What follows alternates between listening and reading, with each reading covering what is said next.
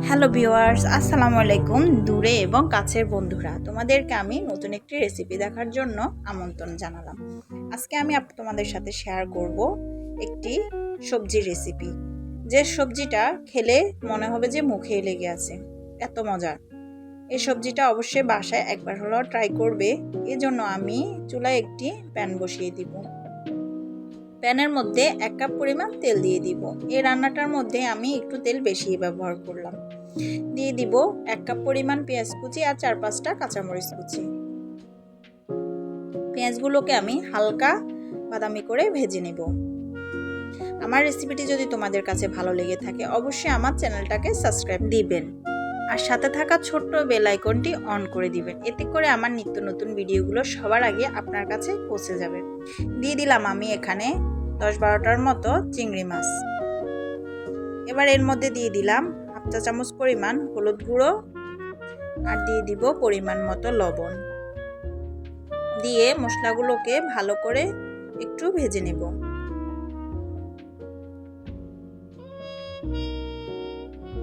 মশলাগুলো ভাজা হয়ে আসলে এর মধ্যে আমি দিয়ে দিব 1 চামচ পরিমাণ রসুন বাটা, 1 চামচ পরিমাণ আদা বাটা আর 1 চামচ পরিমাণ জিরা বাটা দিয়ে আমি সুন্দর করে ভেজে নেব। অবশ্যই এ সময় চুলার আগুনটা মিডিয়াম ফ্লেমে থাকবে। দিয়ে দিলাম 1/2 কাপ পরিমাণ পানি। এবার ভালো করে মশলাগুলোকে একটু কষিয়ে নেব। এবার আমি আগে থেকে কেটে রাখা সবজিগুলো দিয়ে দিব। আমি এখানে ব্যবহার করেছি ফুলকপি, সিম, পেঁপে, আলু, গাজর। এই সবগুলো সবজি দিয়ে আমি এখন রান্না করব। তোমরা চাইলে সবজির পরিমাণ বাড়িয়ে কমিয়েও নিতে পারো, তবে আমার হাতের কাছে এই সবজিগুলো ছিল, এজন্য আমি এগুলা দিয়ে রান্না করতেছি। সবজিগুলোকে ভালো করে মশলার সাথে মিশিয়ে দিব।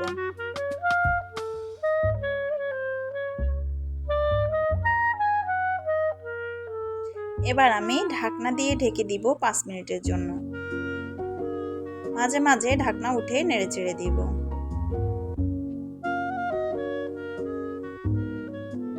এই সবজিটি তোমরা যে কোনো মেহমান আপ্যায়নে এটা করতে পারো। এটা অনেক মজা। ভাত, রুটি, পরোটা সবকিছুর সাথে এটা খেতে পারবে।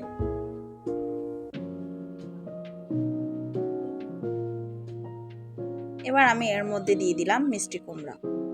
মিষ্টি কুমড়োগুলো হতে একটু তাড়াতাড়ি হয়, এই কারণে এগুলো একটু দেরি দিয়ে দিলাম। এবার সবগুলো সবজি একসাথে মিশিয়ে নেব।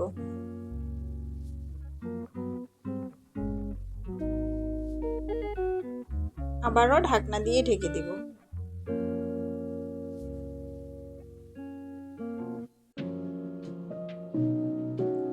আবার একটু নেড়ে চেড়ে দিব।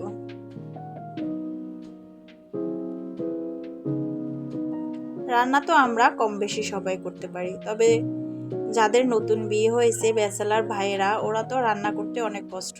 এই রেসিপিগুলো ফলো করলে তাদের অনেক সহজ লাগবে, সহজেই রান্না করে নিতে পারবে। দিয়ে দিলাম একটা টমেটো কুচি আর 7-8টা কাঁচামরিচ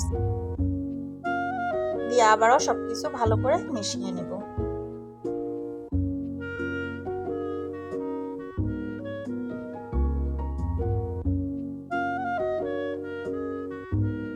দিয়ে দিব আমি এখানে 1/2 কাপ পরিমাণ পানি।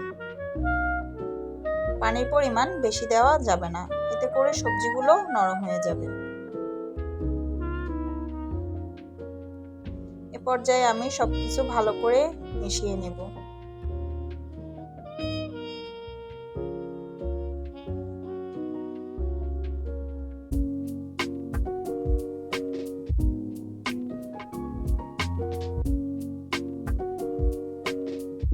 বলক উঠে আসলে হালকা হাতে নেড়ে চেড়ে দিব, না হলে সবজিগুলো ভেঙে যাবে। আমার রান্না প্রায় শেষ পর্যায়ে, ঝোলগুলো একটু টেনে আসলে নামিয়ে ফেলবো। এই সবজিটা একটু মাখো মাখো টাইপের হবে, ঝোল ঝোলও হবে না, একদম শুকনো হবে না, একটু মাখো মাখো টাইপের হলে খেতে ভালো লাগে। দিয়ে দিলাম ধনিয়া পাতা কুচি। অবশ্যই ধনিয়া পাতাটা ব্যবহার করার চেষ্টা করবেন, এতে করে রান্নার সুঘ্রাণ আরো বেড়ে যাবে। অনেক সুন্দর একটা স্মেল আসতেছে।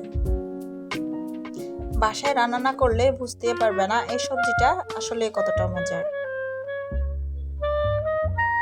দেখতে পারতেছো কালারটা কত সুন্দর আসছে আর দেখতে কতটা লোভনীয় হয়েছে। অবশ্যই বাসায় একবার হলেও ট্রাই করবে। ধন্যবাদ সবাইকে এতক্ষণ আমার পাশে থাকার জন্য।